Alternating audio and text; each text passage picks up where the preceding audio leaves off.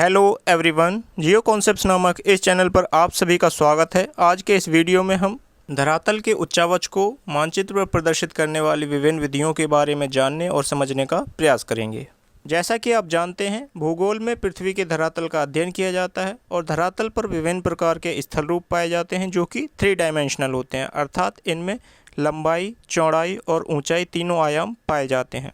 और जब इस वास्तविक संसार के 3 डायमेंशनल स्थल रूपों को मानचित्र की 2 डायमेंशनल या कागज़ की समतल सतह पर प्रदर्शित करना हो तो इसे पूरी शुद्धता के साथ प्रदर्शित करना संभव नहीं है। अतः वास्तविक संसार के इन 3 डायमेंशनल स्थल रूपों को मानचित्र पर प्रदर्शित करने के लिए विभिन्न प्रकार की विधियों का प्रयोग किया जाता है। इन विधियों को उनके नेचर या प्रकृति के आधार पर विभिन्न वर्गों में वर्गीकृत किया गया है। आइए इन विधियों को विस्तार पूर्वक जानने और समझने का प्रयास करते हैं। पहला वर्ग है चित्रमय विधियाँ, जिसमें चित्र के माध्यम से या पिक्चर के माध्यम से धरातल के स्थल रूपों को मानचित्र पर प्रदर्शित किया जाता है।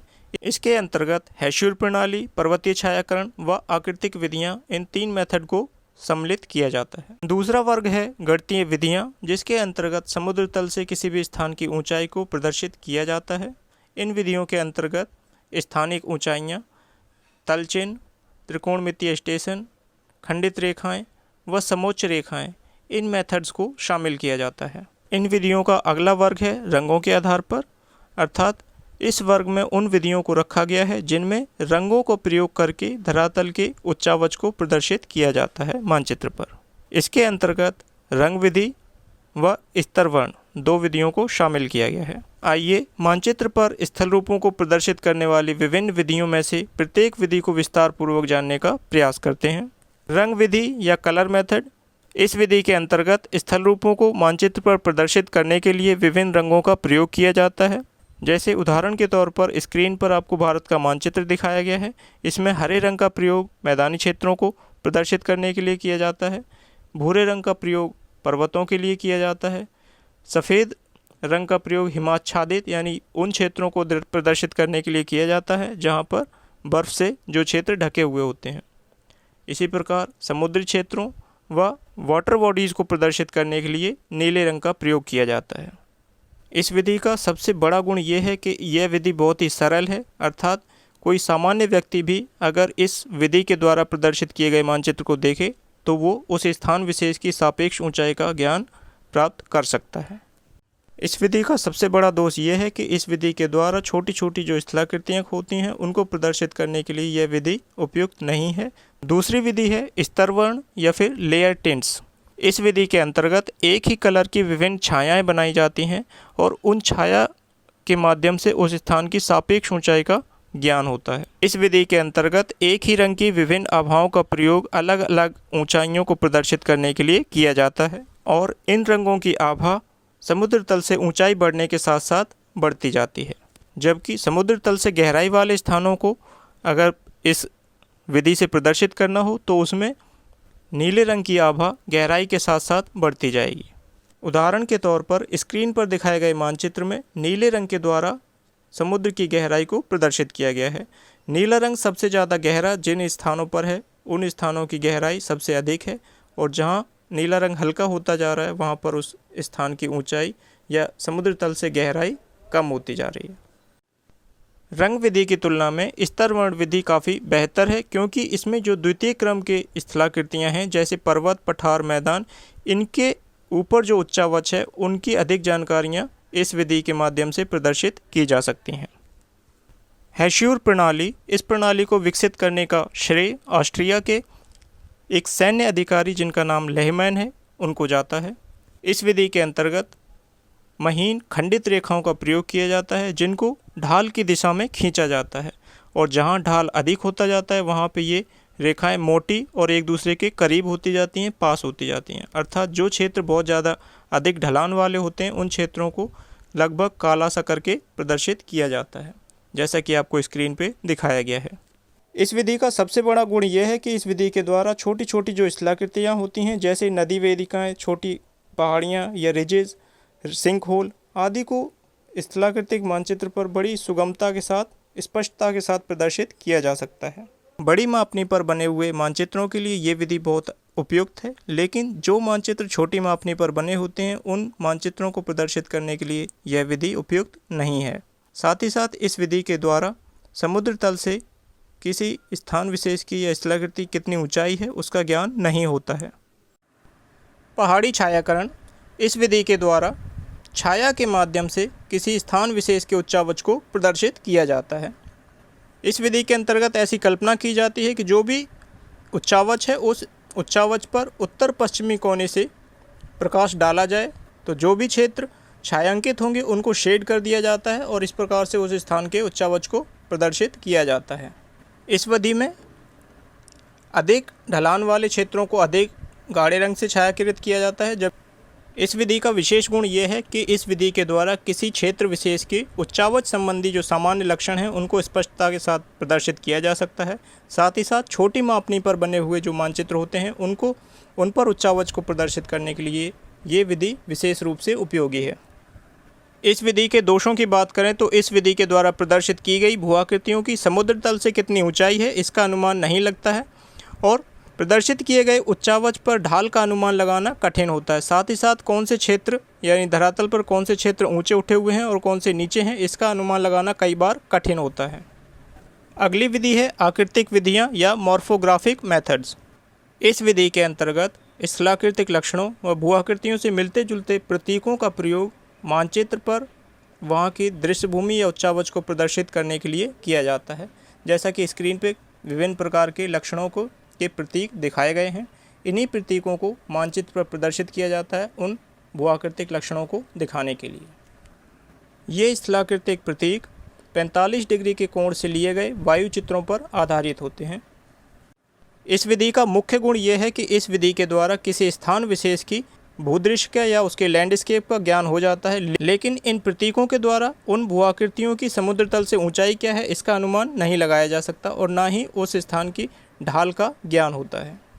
अगली विधि है स्थानिक ऊंचाइयां या स्पॉट हाइट्स। इस विधि के अंतर्गत धरातल पर किन्हीं चुने गए स्थानों की समुद्र तल से ऊंचाई ज्ञात की जाती है, फिर उन्हीं बिंदुओं को मानचित्र पर एक बिंदु के द्वारा प्रदर्शित किया जाता है और उसके साथ वहाँ की उस स्थान की समुद्र तल से ऊंचाई को मीटर या फीट में लिख दिया जाता है। जैसा कि स्क्रीन पे आपको रेड सर्कल के द्वारा इनक्लोज करके दो स्थानों की स्पॉट हाइट्स को प्रदर्शित किया गया है। इस विधि का मुख्य गुण यह है कि इस विधि के द्वारा किसी स्थान विशेष की समुद्र तल से ऊंचाई का सही ज्ञान हो जाता है, लेकिन इस विधि के द्वारा उस स्थान की ढाल का और वहाँ की दृश्य भूमि का कोई अंदाज़ा नहीं लगता है। अगली विधि है तल चिन्ह या बेंचमार्क। तल चिन्ह वास्तव में किसी भवन, मीनार की दीवार, नदी आदि के पुल पर लगे हुए चिन्ह होते हैं जिन पर समुद्र तल से उस स्थान की ऊंचाई को लिखा जाता है। मानचित्र पर इन तल चिन्हों को या बेंचमार्क को BAM के द्वारा प्रदर्शित किया जाता है और साथ ही साथ इसकी समुद्र तल से ऊंचाई को मीटर या फीट में लिख दिया जाता है। जैसा कि स्क्रीन पे आपको रेड सर्कल के द्वारा एनक्लोज करके दो स्थानों के बेंचमार्क BM 1400 और BM 1200 प्रदर्शित किए गए हैं। इस विधि के द्वारा किसी स्थान विशेष की समुद्र तल से ऊंचाई का सही ज्ञान हो जाता है, लेकिन उस स्थान के ढाल का और वहाँ की दृश्य भूमि का सही अंदाज़ा नहीं लगता है। उच्चावच को प्रदर्शित करने की अगली विधि है त्रिकोणमितीय स्टेशन या ट्रिगोनोमेट्रिकल स्टेशंस।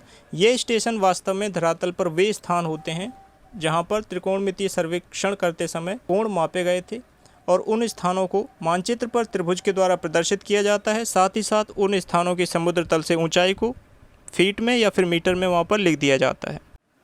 जैसा कि स्क्रीन पे रेड सर्कल के द्वारा एनक्लोज करके दो स्थानों के त्रिकोणमितीय स्टेशन की समुद्र तल से ऊंचाई दिखाई गई है। इन रेड सर्कल में त्रिभुज दिखाया गया है, अर्थात ये स्थान त्रिकोणमितीय स्टेशन को दर्शाते हैं और उसके साथ जो दूरी लिखी है जैसे 1100, तो वो स्थान समुद्र तल से 1100 मीटर की ऊंचाई पर स्थित है। इस विधि के द्वारा किसी स्थान विशेष की समुद्र तल से ऊंचाई का ज्ञान हो जाता है, लेकिन उस स्थान के उस क्षेत्र के ढाल का और वहाँ की दृश्य भूमि का ज्ञान नहीं हो पाता है। अगली विधि है खंडित रेखाएं या फॉर्म लाइंस। खंडित रेखाओं के द्वारा धरातल की अनुमानित ऊंचाई को प्रदर्शित किया जाता है और ये खंडित रेखाएं ढाल के समकोण पर बनाई जाती हैं। समान ऊंचाई वाले स्थान जो होते हैं उनको खंडित रेखाओं के द्वारा जोड़कर प्रदर्शित किया जाता है और तीव्र ढाल वाले क्षेत्रों में ये रेखाएं पास पास हो जाती हैं, जबकि मंद ढाल होने पर ये रेखाएं एक दूसरे से अधिक दूरी पर बनाई जाती हैं। इस विधि के उपयोग की बात करें तो अपेक्षाकृत निम्न उच्चावच वाले क्षेत्रों में अधिक समोच्च रेखीय अंतराल पर बने हुए समोच्च रेखीय मानचित्रों पर छोटे छोटे स्थलाकृतिक लक्षणों को स्पष्ट रूप से प्रदर्शित करने के लिए इस विधि का विशेष रूप से उपयोग किया जाता है। मानचित्र पर उच्चावच को प्रदर्शित करने की अगली महत्वपूर्ण विधि है समोच्च रेखाएं या कंटूर्स। समोच्च रेखाएं वास्तव में समुद्र तल से समान ऊंचाई वाले जो स्थान होते हैं उनको मिलाने वाली काल्पनिक रेखाएं होती हैं, जिन्हें समोच्च रेखा या कंटूर कहा जाता है। यह विधि मानचित्र पर उच्चावच को प्रदर्शित करने की एक बहुत ही स्टैंडर्ड या मानक विधि मानी जाती है और सबसे ज़्यादा विश्वसनीय विधि यही है। ये समोच्च रेखाएं मानचित्र में सर्वेक्षण के द्वारा निर्धारित की गई स्थानिक ऊंचाइयों अर्थात स्पॉट साइट्स के अंतर्वेशन से बनाई जाती हैं। समोच्च रेखीय मानचित्रों में दो लगातार आने वाली समोच्च रेखाओं के मानों के अंतर को समोच्च रेखीय अंतराल या फिर कंटूर इंटरवल कहा जाता है। दो समोच्च रेखाओं के बीच की दूरी, उनके बीच का अंतराल और इन समोच्च रेखाओं के द्वारा बनाई गई आकृतियों के द्वारा किसी स्थान विशेष के उच्चावच की महत्वपूर्ण जानकारियाँ प्राप्त की जाती हैं। उदाहरण के तौर पे कंटूर इंटरवल की बात करें तो मैदानी क्षेत्रों में कंटूर इंटरवल बहुत कम होता है, जबकि पर्वतीय क्षेत्रों में कंटूर इंटरवल अधिक होता है।